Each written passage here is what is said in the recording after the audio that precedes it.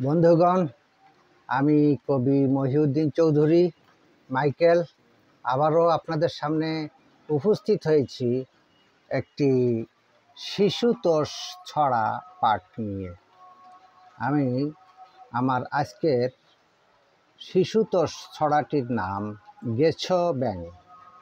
আমি এই ছড়াটি রচনা করেছিলাম 19/9/2019 খ্রিস্টাব্দে।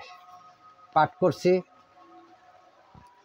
গাছে থাকে সব সময়, ওরা পোকামাকড় খায়, লম্বা এক লাফ দেয়, শত্রুর ভয়ে পালায়, হালকা সোনালি রং, কেহ বলে সোনা ব্যাঙ, গাছের বাঁকলে ডিম দেয়, এভাবে বংশ বিস্তার হয়। আমার এই শিশুতোষ ছড়াটি যদি আপনাদের ভালো লেগে থাকে তাহলে দয়া করে আমার এই ইউটিউব চ্যানেলটি সাবস্ক্রাইব করে লাইক, কমেন্ট, শেয়ার দিয়ে পাশে থাকার অনুরোধ রেখে আমি আপনাদের থেকে আজকে বিদায় চাইছি। সবাইকে শুভেচ্ছা, শুভকামনা, অবিরাম, অন্তহীন, নিরন্তর পথ চলা। ধন্যবাদ।